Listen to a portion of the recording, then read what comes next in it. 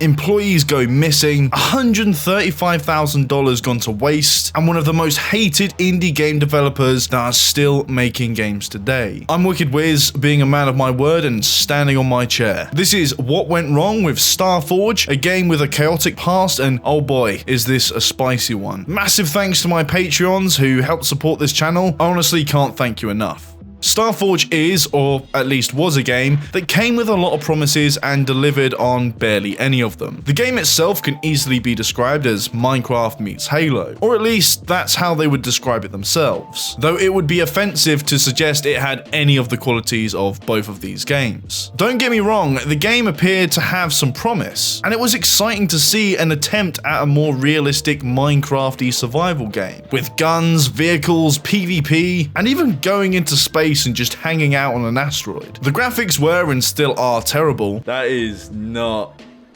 What even is that? What is up with my hands? This game is disgusting. It was very clear from the get-go that this game wasn't going to be all too polished, but people like myself saw past that and just wanted a cool survival game to play with friends. Yeah, I actually bought into this project, and it turns out that I unwittingly bought into another one of their games. So I'm kind of getting some well overdue payback here in this video, and I will be a bit biased, but you'll soon see why. The company that developed Starforge is called CodeHatch, and although the game ended up having a bit of an identity crisis, the game had some sort of lore behind it, where you're pretty much the last of the human race, with advanced technology and know-how, trying to survive on a hostile planet. You do this by crafting a base, crafting vehicles and weapons, and you have this sort of tower defense element to it. However, the game was pretty broken. There are some really good reviews out there on how broken this game is, but if you have a game where the AI acts like this, what even is that? Whoa! Okay. I'm very confused. And your character moves like this. Just witness how my arm is moving right now. Just witness this movement. Where for some reason, even on the lowest settings, your frame rate stutters, you can't really say many positive things about the game, at least as it is now. You can now play the game for free, and there's a good reason as to why, but it wouldn't even be worth your time. So what went wrong? Well, our story begins with the company called CodeHatch. Now remember this name because it's one to be wary of. On their website, we can see the two co-founders for Starforge, Will Swarin and Steve Smalley. According to these two lads, they've been coding since the age of 10 and have both been at it every day since. So these guys must be absolute master game developers. I mean, it definitely shows. Quite literally copy and pasting your bios on your main company website and not even changing it still to this day of recording really does say a lot about this company already. Now, Starforge was not their first project. They already worked on a game called Silas, a Mario Kart inspired racing game with combat that you can still download from their website, and I'll be honest, it's a goofy bit of fun. If you've got nothing better to do and you feel like playing a Mario Kart game with an identity crisis, then I highly recommend it. Anyway, CodeHatch was founded in February of 2012, and in May would tease Starforge on Reddit in r/gaming, which honestly got a lot of good feedback. It was clear that this was a work in progress indie game. It didn't look the best, but it had a lot of promise. People liked the overall premise of the game, and soon it gained a following. And this following would begin to emerge on their forum, which unfortunately we can't even see today. On the 25th of October 2012, CodeHatch started a funding campaign for Starforge on Indiegogo. Originally having a goal for just $75,000, they managed to achieve double that with over $135,000, although it's going to be interesting to see where that money went. The hype for the game was real, with multiple articles praising the project before it even started.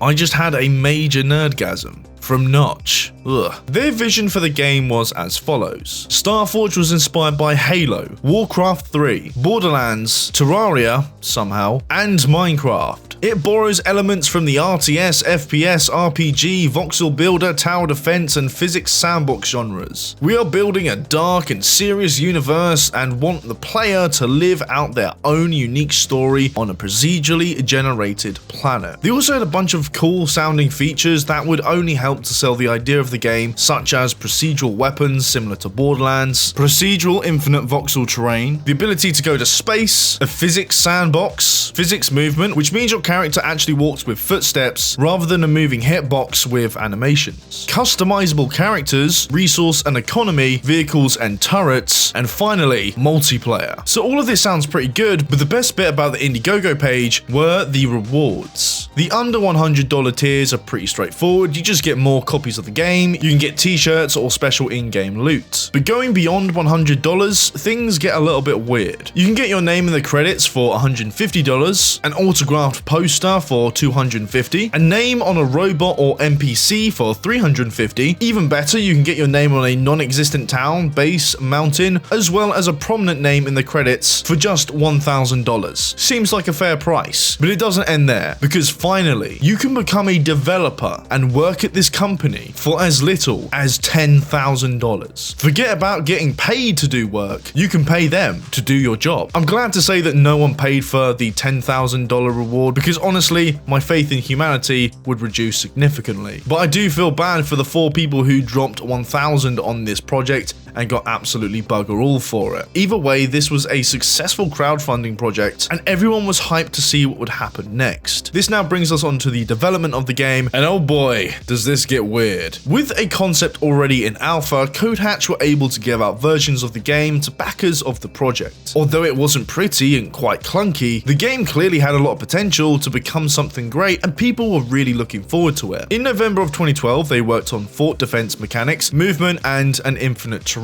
and they later stated that there would be a massive update to the game. And this is what they said: "We want to thank everyone for their patience in waiting for this. We are now aiming for the next major Starforge update to release early in January. Development has been well, but we are running behind on our earlier estimate due to us wanting to put more polish on our upcoming features. It will contain multiplayer, procedural weapons, physics movement overhaul, optimization, fort defense, resources, better AI." So these guys, already a bit delayed, were promising a lot within a short period of time. Remember, this is November of 2012 and they're promising something just in a couple of months. It's one thing to build all of this, but it's another to test it and fix the bugs. Also, not to mention, it's coming up to the holidays, so people will be having some time off. In the year of 2013, January saw no update on these promises. This would become a recurring theme, but even worse later down the line. Pro tip to anyone working on a project: don't overpromise, because you're most likely going to underdeliver. Now, a month later in February, they seemed to switch focus on their objectives, with a blog post titled The Desert Outpost, where they would start work on a fort defense mode. Remember, this was promised in January, and there was no mention of better AI, physics movement overhaul, multiplayer, or procedural weapons. What it sounds like to me is that this is an inexperienced team who don't have a realistic understanding of their capacity to do things. And a month after that, things get a bit crazy because Starforge was released on Steam Early Access. On its own, it doesn't sound too bad, but there was no prior warning to this or announcement to their community. It was just released. On Indiegogo, they did say that this game was going up on Greenlight and successfully making the cut in November of 2012, but there was no real mention of when it would actually be released. And to add to this, none of the new updates that were promised for January were implemented. So we now have an early access of the game that's still in alpha. Things were already starting to slip,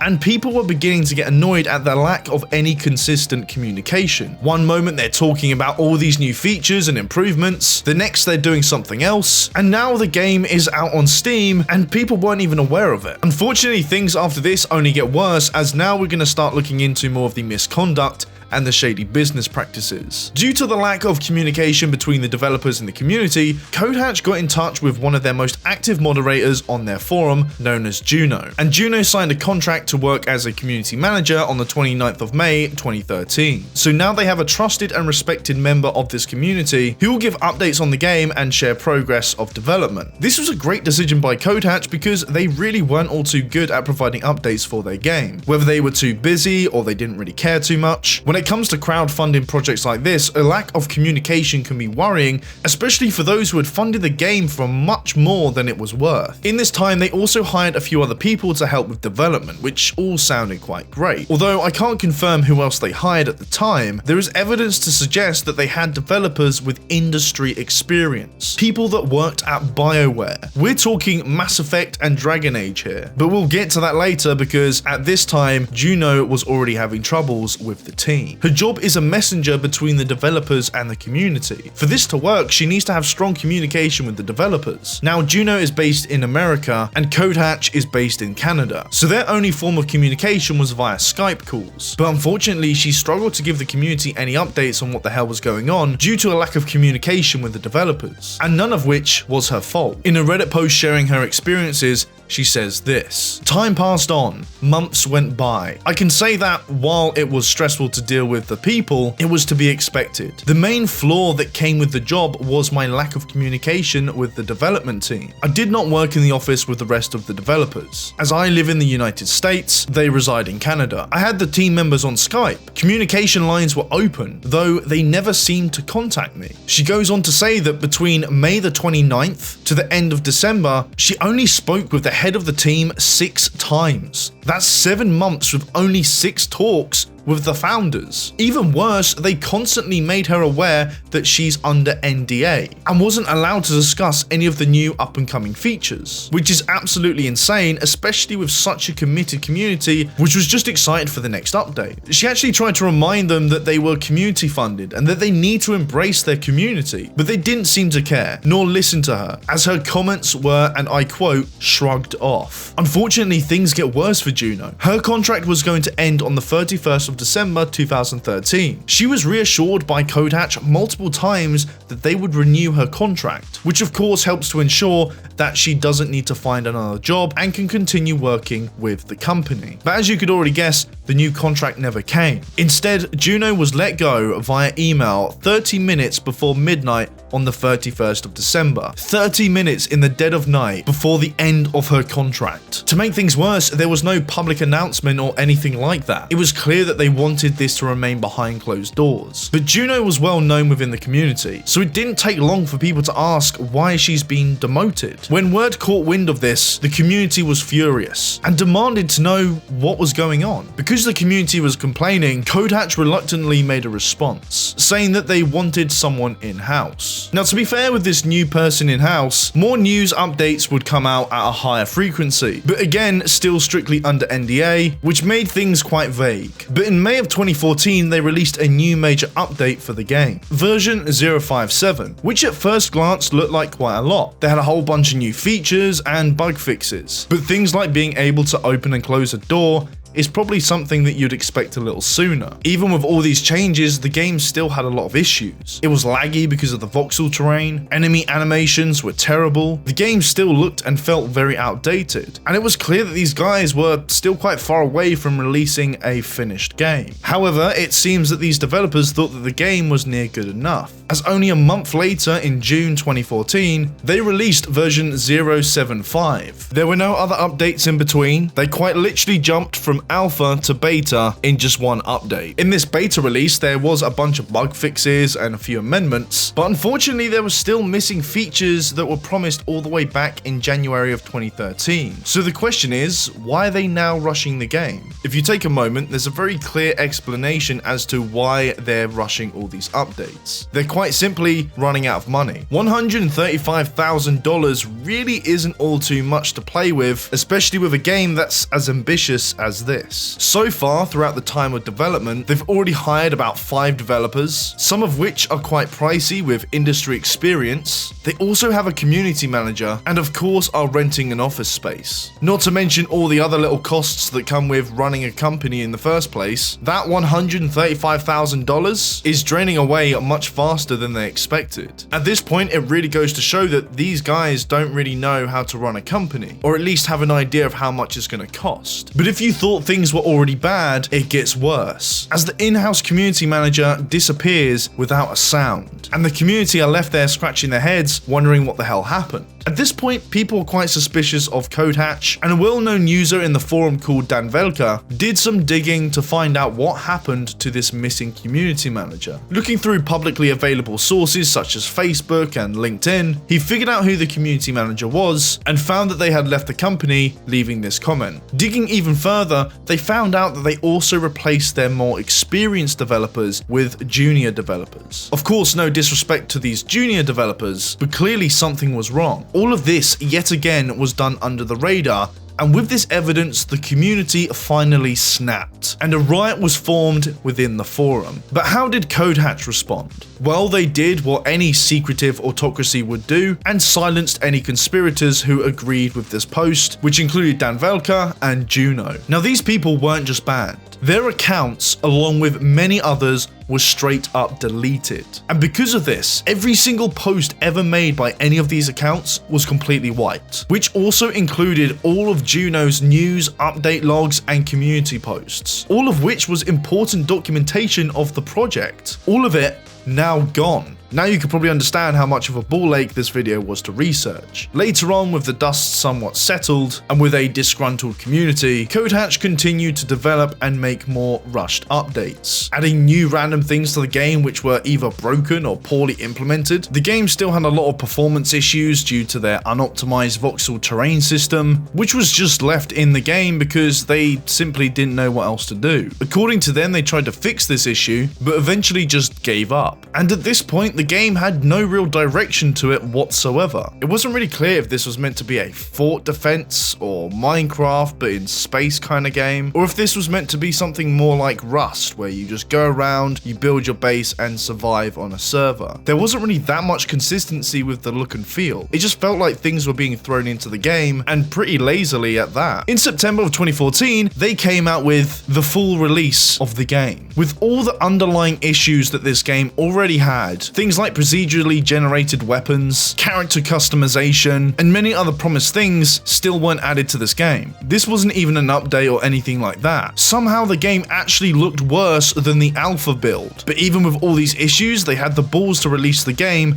with this statement: "We are proud to announce that we're releasing Starforge today. After many years of hard work, dreams, and determination, we are releasing 1.0 of Starforge. This would not have been possible without the help of the community, fans, and supporters of our game through its various phases over the years." This is their release trailer, and this is what they are happy to put out there as their official release. It looked terrible, and you could even see the game lagging within the video. If you compare this to how it started before the funding, it really did look like a game with promise. The community response was as you'd expect, with overwhelmingly negative reviews on launch. People calling it a scam and actively boycotting CodeHatch entirely. They even missed out on their creation goals as well as backer rewards for those who paid above and beyond for this mess of a game. In what will be known as typical CodeHatch fashion, they abandoned the game, leaving it with no improvements for years to come. So that's it, right? Terrible developers make a terrible